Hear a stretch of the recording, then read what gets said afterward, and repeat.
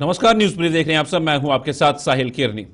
नजर डालेंगे कुछ खास और अहम खबरों के ऊपर। उधमपुर के जोफर इलाके में आतंकियों के साथ मुठभेड़ के बाद कठुआ से सटे इलाकों में सुरक्षा बलों ने चौकसी बढ़ा दी है। उधमपुर कठुआ सीमा से सटे बांजल, भटवाल, सारला, भटोडी और धनुपरोल में आतंकियों के सक्रिय होने की जानकारी पहले भी सुरक्षा बलों को मिलती रही है। सुरक्षा बलों ने आतंकियों को ढेर करने के लिए जगह जगह घेराबंदी कर ली है। कठुआ जिले से सटे उधमपुर के मारता से जोफर का इलाका जुड़ा हुआ है और यहां से निकलने वाला खैल नारा कठुआ की सरहद से होकर अंतर्राष्ट्रीय सीमा तक जाने वाले उच्च दरिया का सहायक नाला है। उच्च दरिया के सहायक नालों से सटे इलाकों में लगातार आतंकियों की मूवमेंट हो रही है। ऐसा भी अंदेशा है कि इन इलाकों में आतंकियों के अलग अलग ग्रुप सक्रिय हैं, जो उधमपुर और कठुआ के सरहदी इलाकों में लोकेशन बदलकर बचने का प्रयास कर रहे हैं। सुरक्षा बलों ने कठुआ के अंतर्राष्ट्रीय सीमा से सटे सन्याल में आतंकियों के साथ शुरुआती मुठभेड़ के बाद से ही पूरे जिले में जगह जगह सर्च ऑपरेशन और जंगलों में छिपे आतंकियों की तलाश में अभियान चलाए हुए हैं। और करेंगे ज्यादा जानकारी के लिए हमारे संवाददाता रंजीव मेहता हमारे साथ जुड़ चुके हैं। रंजीव, इस तरह से साफ तौर पर सर्च ऑपरेशन बड़े पैमाने पर चलाया जा रहा है, तो जिस तरह से मूवमेंट आतंकियों की वहां पर देखी जा रही है और कुछ दिनों के बाद अमरनाथ यात्रा भी है, तो कितनी बड़ी चुनौती जो है सुरक्षा बलों के लिए आज भी बनी हुई है? देखिए साहिल, मैं बताऊं कि 2 हफ्ते से ज्यादा समय हो गया है जब सन्याल जो अंतर्राष्ट्रीय सीमा से सटा हुआ गांव है हीरानगर का, वहां से जब आतंकियों के साथ जो कांटेक्ट हुआ था हुआ था स्थानीय लोगों का। उसके बाद फायरिंग भी हुई थी। उसके बाद सुफेन का इलाका आया, वहां भी 2 से 3 दिन तक लगातार मुठभेड़ चलती रही थी, जिसमें 4 जवान पुलिस के जो शहीद हुए, उसके साथ 2 आतंकवादी भी जो थे वो ढेर कर दिए गए। उसके साथ लगता इलाका पंचतीर्थी का इलाका जो बिलावर में पड़ता है, वहां पर भी काफी गोलाबारी हमने देखी, वहां भी उनकी मौजूदगी देखी। तो उसके बाद उधमपुर जिले में जब आतंकियों के ग्रुप पहुंचा तो वहां पर भी इन्होंने लोगों के घरों से खाना खाया, इनको बंदर बनाने की कोशिश की। तो इस तरह की घटनाएं जो है वो आ रही हैं। और कल से उधमपुर इलाके के और रामनगर इलाके के जो जोफर इलाका है, वहां पर भी जो गोलीबारी की घटना आई है, उसके बाद से पूरे इलाके की बात करूं तो यहाँ पर चौकसी जो है वो एक बार फिर से कड़ी कर दी गई है, क्योंकि आने वाले दिनों में अमरनाथ यात्रा भी जो है वो नजदीक आ रही है, उसके शुरू होने का समय भी आ रहा है।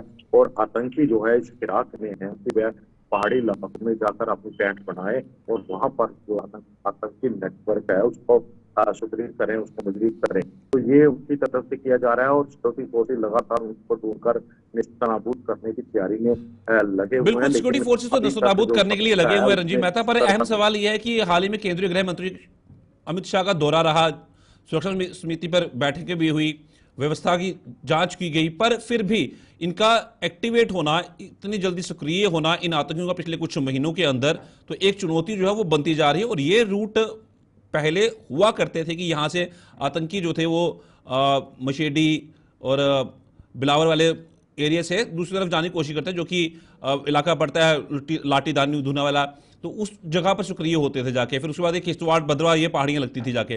पर अब ये इन हाल ही का अगर हम देखा जाए तो लगातार वहां पर ये एक्टिव नजर आ रहे हैं, तो ये चुनौती कितनी बड़ी है और किस तरह से निपटा जाएगा इससे? देखिए साहिल, इसके लिए चुनौती इतनी बड़ी है कि जो भी आतंकी संगठन है, उनकी तरफ से जो नेटवर्क है वो काफी मजबूती से बिछाया गया है। OGWs का नेटवर्क इतना स्ट्रांग है कि जो लोगों के जो सिक्योरिटी फोर्सेस है उसके पहुंचने से पहले ही वो लोग वहां से अपना स्थान बदल लेते हैं और ऐसी रणनीति के साथ काम कर रहे हैं कि एक जगह पर ज्यादा देर तक नहीं रुकते, जिसके चलते सिक्योरिटी फोर्सेस को काफी चुनौतियों का सामना करना पड़ रहा है।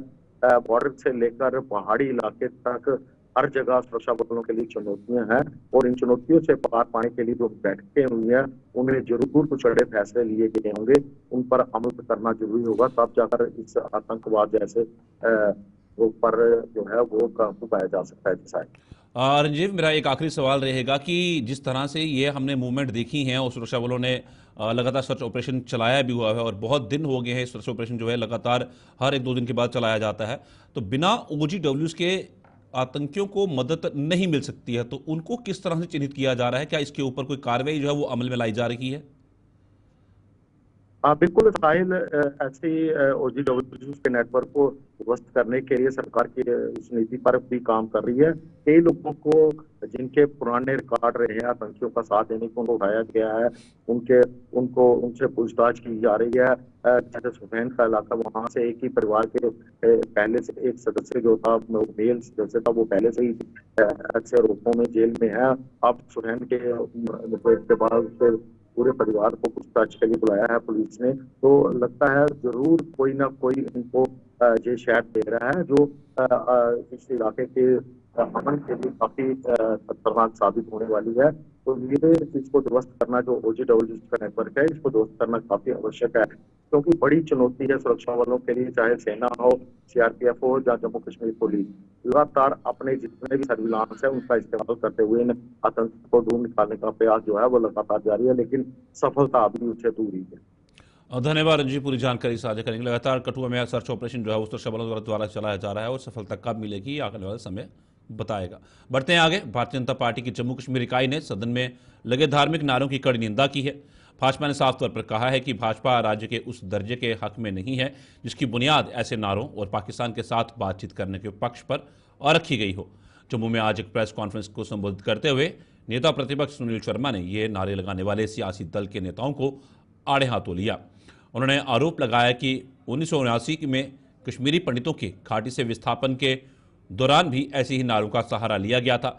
जम्मू कश्मीर की जनता ऐसे राज्य के दर्जे को कभी भी मंजूर नहीं करेगी जिसमें धार्मिक नारों का सहारा लेने के साथ साथ पाकिस्तान से बातचीत करने की वकालत की गई है। सुनील शर्मा ने बताया कि जनहित के जिन मुद्दों पर सदन में बातचीत होनी चाहिए थी, लेकिन इसे विडंबना ही कहा जाएगा कि सरकार ने ऐसा नहीं होने दिया। उन्होंने आरोप लगाया कि नेशनल कॉन्फ्रेंस से भले ही लोगों को कई उम्मीदें थीं, लेकिन उसने झूठ की सियासत करने में कोई कसर नहीं छोड़ी और लोगों से किए वादे पूरे नहीं किए। उस राज्य के दर्जे के साथ नहीं है जिस राज्य के दर्जे में नेशनल कॉन्फ्रेंस का एक सीनियर लीडर विधानसभा में कहता है कि पाकिस्तान के साथ बात करो, जिस राज्य के दर्जे में विधानसभा में नारे तकबीर अल्लाह अकबर के नारे लगे। ये कोई जामा मस्जिद नहीं है जहां पे आप नारे तकबीर अल्लाह अकबर कहोगे, जहां आप नारे रसाला कहोगे। ये विधानसभा है, यहाँ पे लोगों के इश्यूज को डिस्कस किया जाता है, यहाँ पे लोगों की समस्याओं का समाधान निकाला जाता है, जनप्रतिनिधियों से जो उम्मीदें लोगों की होती हैं वो पूरी की जाती है।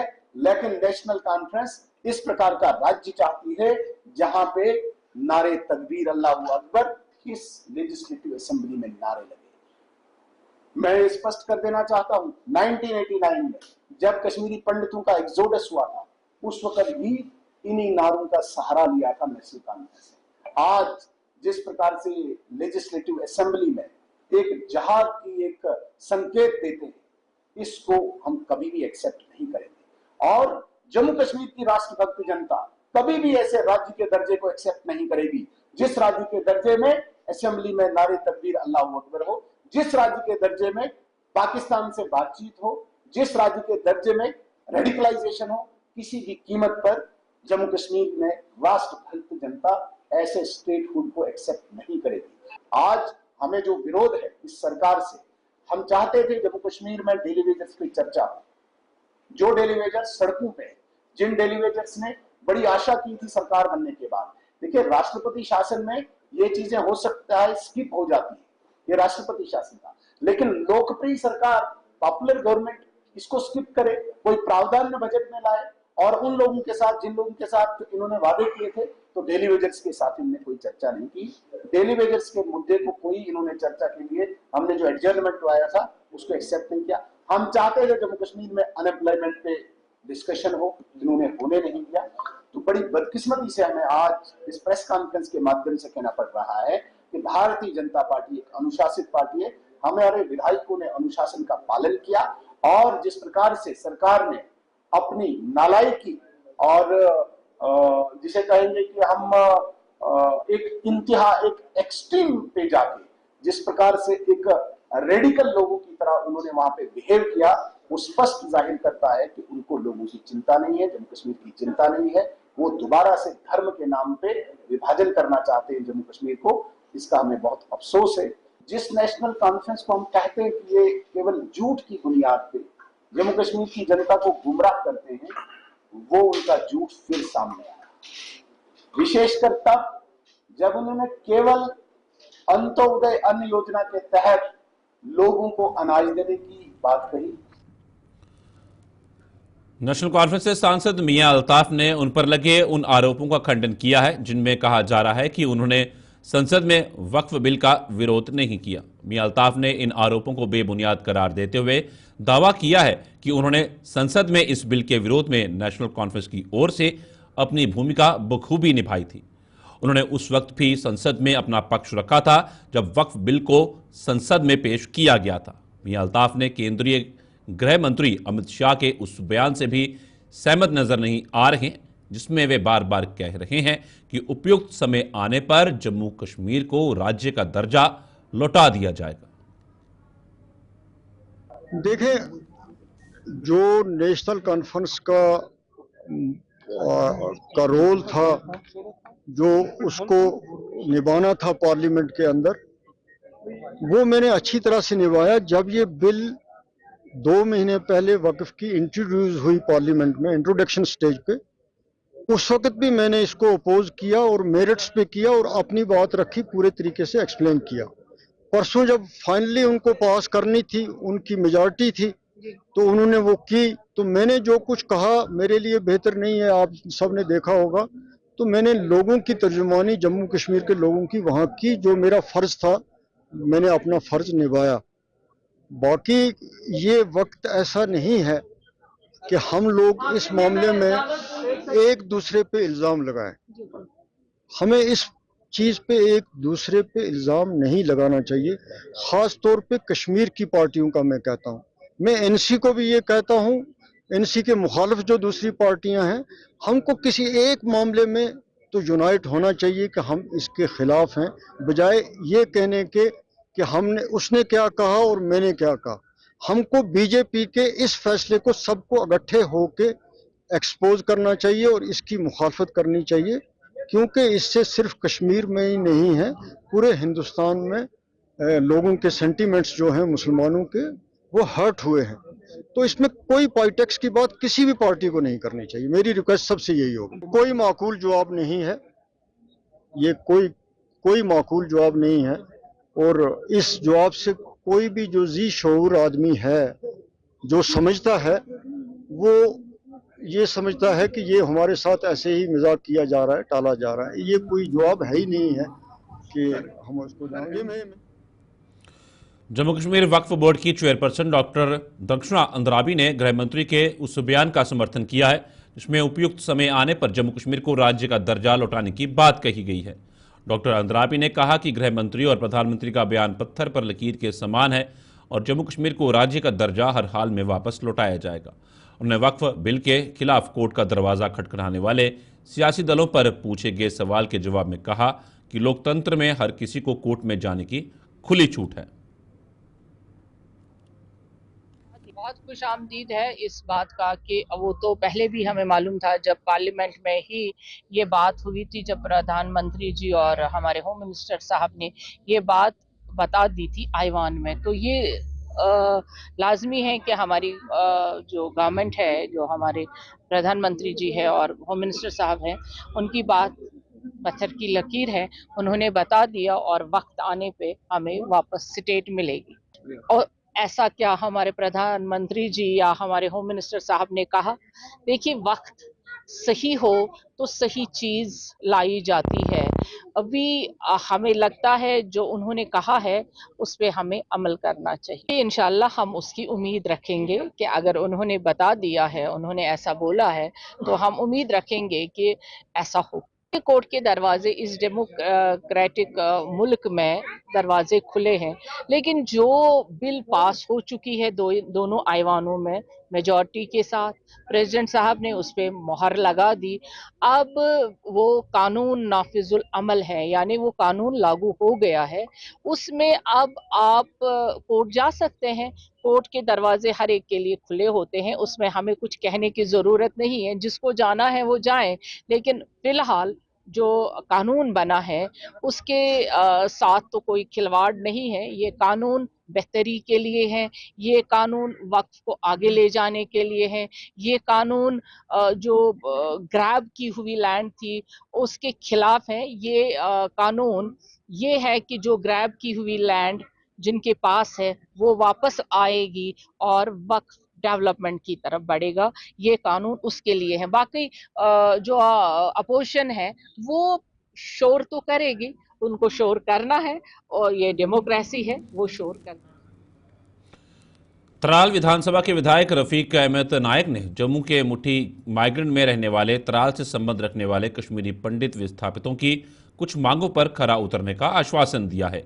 रफीक अहमद नायक को आज मुठी माइग्रेंट कैंप में विशेष तौर पर आमंत्रित किया गया था, जहां त्राल के कश्मीरी पंडित विस्थापितों ने उनका जोरदार स्वागत करते हुए उन्हें अपनी मांगों से अवगत करवाया।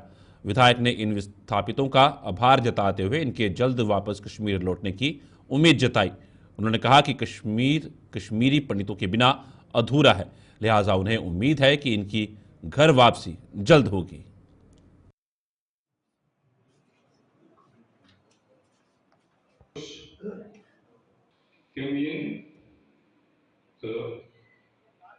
मेहमान खुसूसियत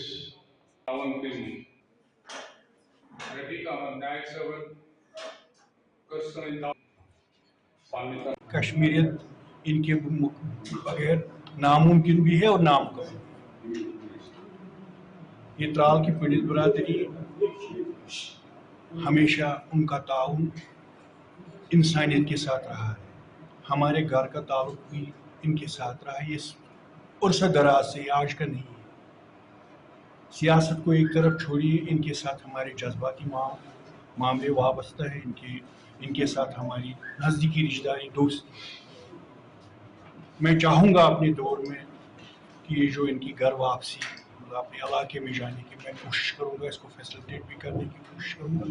जहाँ तक इनकी रिलीजियस प्लेसेस हैं, जैसे वो 89 में थी उसी सूरत में उनको बहाल करने की कोशिश हम करेंगे।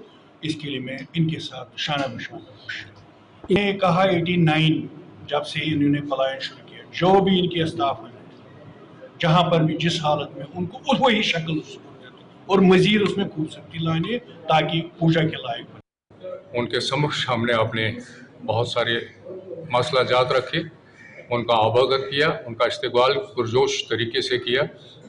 उनका MLA बनने के बाद, उनकी नियुक्ति के बाद ये पहला मौका था जब वो हमारे दरमियान मौजूद थे। हमने बहुत सारे मसले, जिनमें बेशतर मसले हमारे रिलीजियस प्रॉपर्टीज़ के अक्रॉस सब डिस्ट्रिक्ट त्राल के हैं, जिसमें हमने त्राल में महाकाली मंदिर, नौदल में अमरेश्वर मंदिर और दीगर जो मकामात हमारे वहाँ पे 10 गाँव हैं, उनमें जहाँ पे हमारे मंदिर हैं, धर्मशाले हैं, शमशान घाट है, उनकी तमीर के लिए और अपकीप के लिए, रिनोवेशन के लिए मसला जात उठाए। हमें तस्कीन दी गई और तसल्ली दी गई, यकीन दिलाया गया कि वो अपने CDF से जितना भी मुमकिन हो फंड्स फराहम करके वहाँ पे हस्ब ज़रूरत तमीरात में अपना दखल देकर काम करवाएंगे। हम उनका बहुत आभार व्यक्त। जम्मू चैम्बर ऑफ कॉमर्स के 11 मई को होने जा रहे चुनावों को लेकर जहां तैयारियां जारी हैं, वहीं इन चुनावों में भाग्य आजमाने जा रहे दोनों गुट आमने सामने आगे हैं। एक बार दोबारा चैम्बर के प्रधान पद के लिए चुनाव लड़ रहे राकेश गुप्ता गुट ने अप्रैल 2023 में हुए चैम्बर के चुनावों में धांधलियों का आरोप लगाते हुए चुनाव आयुक्त पर सवाल उठाए हैं। राकेश गुप्ता ने एक प्रेस कॉन्फ्रेंस के दौरान बताया कि वे चुनाव आयुक्त और चैम्बर के मौजूदा पदाधिकारियों के बीच सांठ-गांठ का पर्दाफाश कर चुके हैं, लिहाजा इस बार होने वाले चुनाव उपराज्यपाल प्रशासन की देखरेख में करवाए जाने चाहिए। इस बार भी उसी चुनाव आयुक्त को नियुक्त किया गया है जिसका दामन पहले से ही दागदार है, लिहाजा अब होने वाले चुनावों के दौरान उपराज्यपाल प्रशासन को एक ऐसा अधिकारी को तैनात करना होगा जो ये सुनिश्चित कर पाए कि चुनावों में कोई धांधली ना हो। रजिस्ट्रार ऑफ सोसाइटीज में इन्होंने देनी थी अपनी general body with 7 minimum members, 6 तो ऑफिस बेरर हैं, उसके नीचे 7वां फिर वही इलेक्शन प्रेसिडेंट शिव प्रताप गुप्ता। तो ऐसा क्या नज़दीकी है कि इनको 3000 आदमियों में और कोई सक्षम नज़र नहीं आता। हमारी सिंपल डिमांड है neutral president neutral polling staff. अब ये चाहे इलीगली इन्होंने किया है, लेकिन हम इलेक्शन प्रोसेस को रोकना नहीं चाहते। As responsible members of chamber already वो डिले हो चुकी है। हम सिर्फ चाहते हैं, जो प्रशासन को, रजिस्ट्रार को लिख रहे हैं, कि कोई ना कोई इनके ऊपर सुपरविजन के लिए बैठे। और ये बार बार जो बोलते हैं, पिछली बार मैजिस्ट्रेट था, पुलिस था, इनको इतनी अंग्रेजी समझ आनी चाहिए, प्रेजेंस और सुपरविजन में फ़र्क होता है। They were present to ensure law and order. वो इंटरफियर नहीं कर सकते थे कि प्रोसेस भी क्या हो रहा है। और हमारी ये पुरजोर कोशिश जारी है कि हमें प्रशासन से कोई ना कोई इंसान चाहिए जो ऊपर सुपरवाइज करे, ताकि इलेक्शंस फेयर हो। हमारी ऐसी कोई मंशा नहीं है कि हम किसी का नुकसान करें। ये तोड़ मोड़ के लफ्ज़ बोलते हैं, क्यों कंप्लाई नहीं करेंगे तो रजिस्ट्रेशन पे तो सवाली निशान लगेंगे। Societies act over rules constitution of the chamber act. तो ये इन सब चीज़ों को मद्देनजर रखते हुए मैं आपके माध्यम से एलजी प्रशासन को भी अपील कर रहा हूँ और तमाम अपने मेंबर्स को भी अपील कर रहा हूँ कि आप बातों को समझिए, इनकी झूठी बातों में मत आइए, इनका झूठ का पटारा। डोगरा सदर सभा ने नंबरदारों और चौकीदारों को सशक्त बनाने की जरूरत पर बल देते हुए सरकार से इन लोगों की मदद करने की मांग की है। सभा के प्रधान ठाकुर गुलचैन सिंह चाड़क ने पाकिस्तान की करतूतों का हवाला देते हुए आज एक प्रेस कॉन्फ्रेंस के दौरान बताया कि ग्रामीण और दूरदराज के हलकों में पाकिस्तान की साजिशों पर पानी फेरने में नंबरदार और चौकीदार अहम भूमिका निभाने में सक्षम हैं। लिहाजा अब समय आ गया है कि सरकार को इन लोगों को इनके अधिकार देने के साथ इनके उत्थान के लिए कदम उठाने होंगे। हम आज मांग कर रहे हैं डोगरा सदर सभा की तरफ से कि भाई ये पूरा जम्मू यहाँ देशभक्त रहते हैं, ये पाकिस्तान के हाथ में आने वाला नहीं था। ये दो बीमारियां खासकर जो आई हैं यहाँ पर, इनका मुकाबला करने के लिए आप ग्रास रूट इंस्टीट्यूशन को स्ट्रेंथन करो, अपने साथ रखो और उनको इस काम के लिए लगाओ। वो आपको पूरी इन्फॉर्मेशन देंगे और ये ड्रग्स जो डाली हैं इसके लिए आप लोअर लेवल पर पूरी एडमिनिस्ट्रेशन को देखो, वहाँ से भी कोई इन्वॉल्वमेंट हो गई कि आज हर वुमेन कॉलेज के पास, दूसरे कॉलेजेस के पास, स्कूलों के पास बाहर ड्रग्स लेकर खुलेआम घूम रहे हैं। वो कैसे घूम रहे हैं? आखिर कहीं तो कमजोरी है। तो इसी बात की चिंता करते हुए डोगरा सदर सभा आपके माध्यम से गवर्नमेंट से अपील करती है कि मेहरबानी करके ये जो 6 पॉइंट हमने दिए हैं इन पर गौर करो और इन चीज़ों का, इन जगहों का आप आगे कोई मुकाबला करके इनको ठीक रखना चाहते हो तो इनके लिए पूरी की पूरी सहायता लो, जो लोग सहायता कर सकते हैं, जिसका जिक्र हमने कर।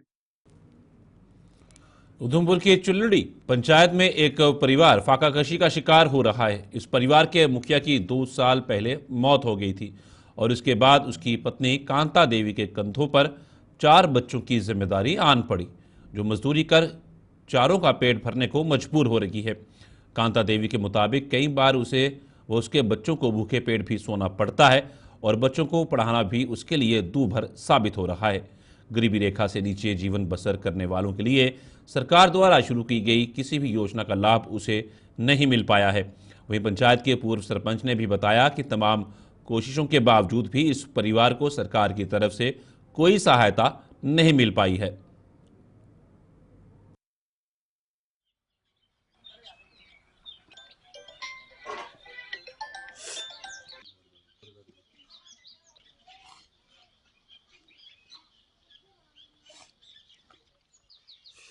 परेशानी इ'यै ते मजूरें बिच बड़े मुश्कलें ध्याड़ियां लानी। 4 बच्चे नेईं पलदे न मेरे कशा। बड़ी औखी ध्याड़ी लानी अ'ऊं। तैलूं शामीं किलो आटा आंदी तैलूं खलांदी जागतें गी। नेईं जाङ फाके रौंदे, नेईं थ्होंदा ते खाने गी किश बी ते फाके रेहियै ते नेईं गै फ्ही जंदी रेही लांदी रेही ध्याड़ी। तैलूं जाइयै जागतें गी रुट्टी खलांदी रेही अंदर।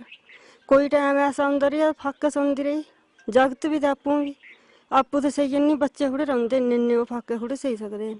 मुंडा बड्डा होंदा हा, जियां मेरी लड़की बड्डी ऐ इ'यां मेरा मुंडा बड्डा होंदा हा। मैं स्कूल दा पुट्टियै उसी ध्याड़ी लाने गी भेजदी, मैं आपूं नेईं सी जंदी। ओह् हैन गै बिंद बड्डियां लड़कियां, ओह् कुत्थै भेजने इन्ने ओह् नेईं ध्याड़ी लाने कदें। मुश्कल कन्नै ध्याड़ी लानी, ध्याड़ी औखी थोड़ी लगदी। मर्द ध्याड़ी लाई ओड़दे, जनानियां थोड़ी ध्याड़ी लगदी। बड़े मुश्कल न जागतें बच्चें गल्ला। नेईं जाङ तां फाके रौंदे, केह् खलाना इ'नें। मिकी कुसै दी निं ऐ ते कोई साढ़ी बिंद गल्ल बी कुतै करोग थोड़ी बधी बी, कुसै दा नेईं ऐ भरोसा। साढ़े पापा होंदे जगरियां ते मम्मी ध्याड़ियां लानी नहीं जाना। ते किन्ना मुश्कलात होआ दा घर? हाँ नहीं साढ़े कक्ख भी नहीं है। मेरा बड्डा भरा होंदा तां उ'ऐ जंदा ध्याड़ी लानी। अगर मेरे पापा ठीक होंदे तां उ'नें सारा किश साढ़े अंदर रखना। अगर मेरे पापा ठीक होंदे तां मेरे मम्मी कम्म पर नेईं थे जाना, उ'नें अंदर रौह्ना, एड्डा एड्डा दूर जाइयै उ'नें कम्म करता। अगर ठीक होंदे असें सारा किश लेई देना, सारा किश साढ़े अंदर होना। इस बेल्लै कक्ख बी साढ़े अंदर नहीं है। इन्ने दिन तक्कर अस फाके में सौंदे रेह् किट्ठे चार चार ध्याड़ियां बी, तां बी साढ़े अंदर कक्ख नेईं होंदा। अगर इ'यां कोई भी दिया किन्ना हारे दिन कुसै सइयें कम्म पर जंदियां मम्मी किलो आटा आह्नियै साग बनांदे तैलू खंदे, कुदै बेल्लै नेईं बी थ्होंदी। अगर पापा ठीक होंदे तां इ'यां ध्यार गै होंदे तां पापा इन्ना किश अंदरै आह्नना। अगर ठीक होंदे, अगर हून निं ऐ ठीक ते किश बी असेंगी किसै मेद बी निं ऐ, किश बी साढ़े अंदरै निं औंदा ऐ।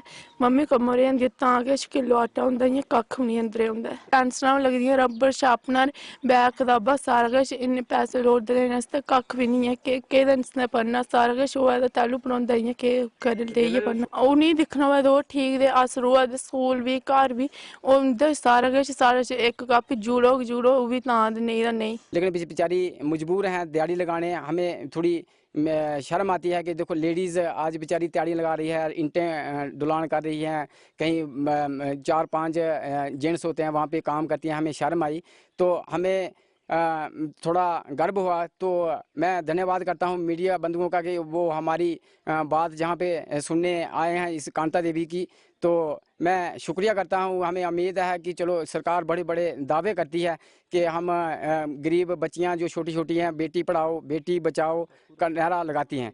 ऐसा था कि ये गुलस्तान में खबरों का सिलसिला यूं चलता रहेगा। फिलहाल न्यूज ब्रीफ में इतना ही, दीजिए इजाजत, नमस्कार।